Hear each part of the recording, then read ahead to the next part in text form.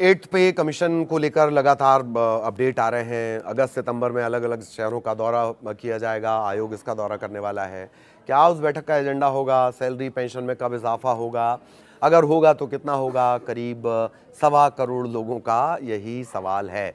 तो क्या कुछ अपडेट हैं जो इस वक्त आए हैं वो आपको बताते चलते हैं।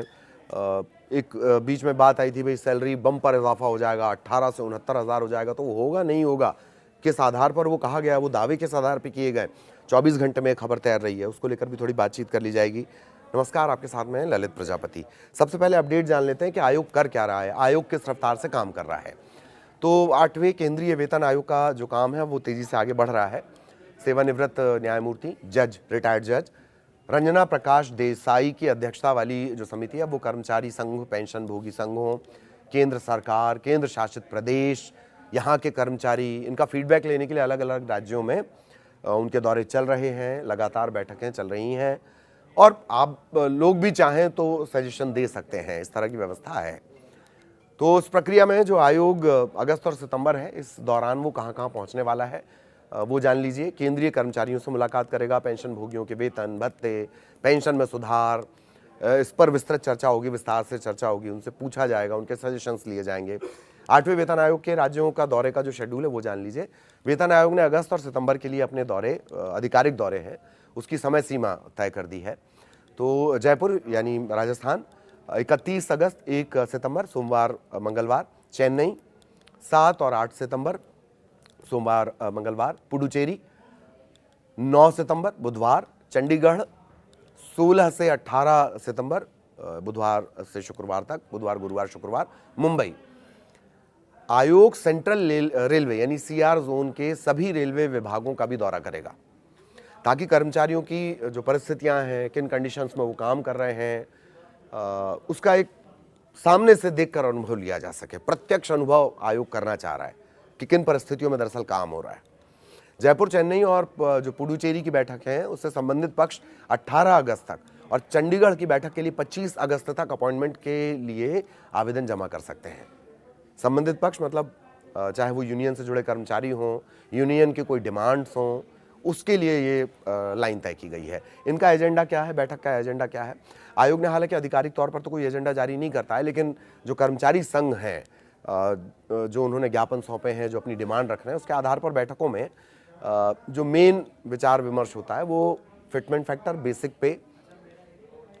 बेसिक पे स्ट्रक्चर में सुधार, फिटमेंट फैक्टर को और ज़्यादा बढ़ाना, इसे लेकर महंगाई से राहत मिले, बढ़ती महंगाई है, जीवन यापन की जो लागत है, कॉस्ट ऑफ लिविंग, उसके मुताबिक वेतन में थोड़ा संशोधन हो जाए, सैलरी बढ़ जाए, भत्ते जो हैं उनमें थोड़ा सा रीस्ट्रक्चर किया जाए, हाउस रेंट अलाउंस हो गया, ट्रांसपोर्ट अलाउंस हो गया, इनको थोड़ा व्यवहारिक बनाया जाए।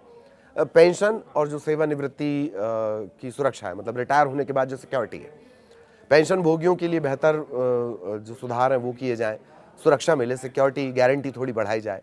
कर्मचारी कल्याण, कैसी परिस्थितियां हैं, क्या मनोबल है, मेंटल स्टेटस क्या है, मुआवजे में कहीं कोई दिक्कत तो नहीं आ रही है। तो ये तमाम चीज़ें इन बैठकों का मसला होता है। अब लाभ कैसे होगा? 8वें वेतन आयोग की सिफारिशों का जो सीधा लाभ है वो करीब करीब 1.25 करोड़ लोगों को होता है। कैसे 1.25 करोड़? 50 लाख तो मौजूदा केंद्र सरकार के कर्मचारी हैं और करीब करीब 65 लाख पेंशन भोगी हैं। इनमें डिफेंस के हैं, रेलवे के हैं, केंद्रीय उपक्रम जो हैं उसके कर्मचारी हैं जो रिटायर्ड हो चुके हैं। केंद्र सरकार के कर्मचारी, सशस्त्र बल के जवान हैं। कुल 60 करोड़ के आसपास ये संख्या जाती है। कार्यबल का ये 0.7% है और औपचारिक क्षेत्र, फॉर्मल सेक्टर का करीब करीब 9% ये हिस्सा है। अब सवाल ये पूछा जा रहा है कि आखिर ये प्रोसेस चलेगी कब तक? 8वें वेतन आयोग की सिफारिशें कब तक जमीन पर उतरेंगी? 3 नवंबर 2025 को गठित हुआ है आयोग। 18 महीने के भीतर इसको अपनी सिफारिशें देनी है। आयोग की रिपोर्ट सौंपने की जो अंतिम डेडलाइन है, तय है, वो है मई 2027 और रिपोर्ट आने के बाद सिफारिशों को पूरी तरह से लागू करने में 2 से 3 साल कई बार लग जाते हैं। इसका मतलब है कि 2027 में घोषित होने वाले वेतन इजाफे का जो पूरा लाभ है वो 2029 या 2030 तक जाएगा। हालांकि फायदा पूरा मिलेगा, भले ही जितना देरी से जाए, एरियर एकदम बम्पर मिलेगा, बढ़ी हुई सैलरी का जो लाभ है वो बम्पर मिलेगा, वो एक साथ मिलेगा। कर्मचारी संघ और पेंशन भोगियों के जो प्रतिनिधि हैं उनके साथ ये बैठकें होनी है। इन्हीं के सुझावों के आधार पर वेतन आयोग अपनी अंतिम रिपोर्ट तैयार करेगा। आने वाले दिनों में कर्मचारियों की वेतन वृद्धि का खाका इन्हीं बैठकों पर निर्भर करेगा। एक बात जो बेहद इंपॉर्टेंट होती है वो है फिटमेंट फैक्टर को लेकर। अभी एक खबर ये भी चली कि भाई 18,000 वाले को 69,000 मिलने लगेगा। ये दरअसल उन डिमांड्स पर आधारित है जिसमें कर्मचारी संघ ये कह रहे हैं कि आप फिटमेंट फैक्टर को कर दीजिए 3.98 के आसपास।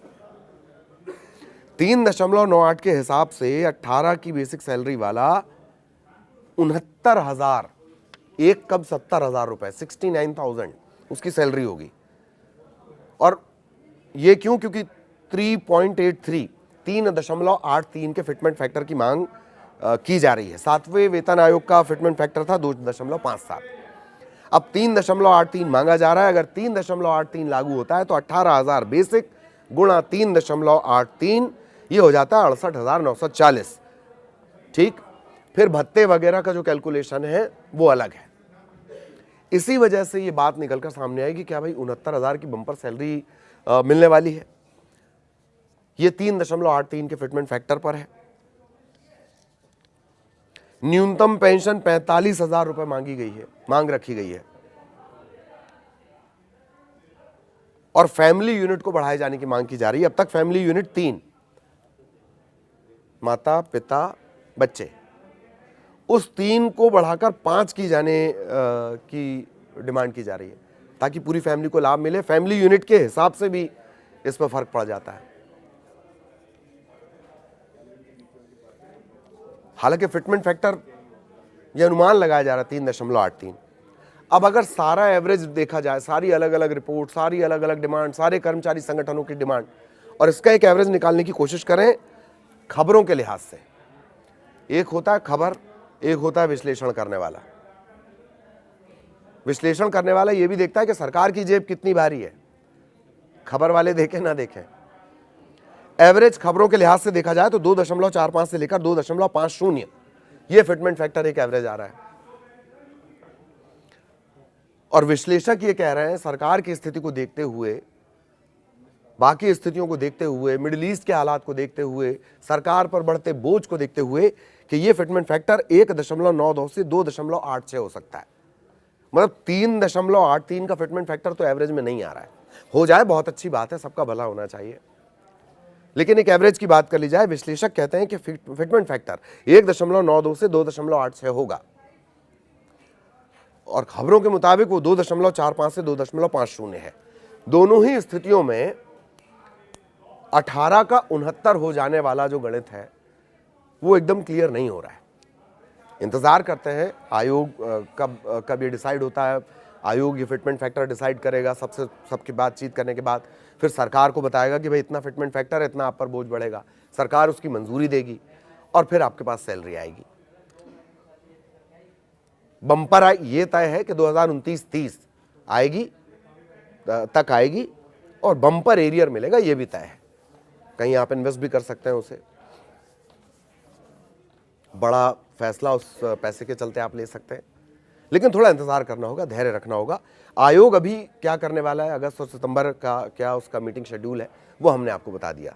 इस बीच अगर कोई बड़ा अपडेट आता है 8th पे कमीशन से जुड़ा हुआ, वो भी हम आप तक जरूर पहुंचाएंगे।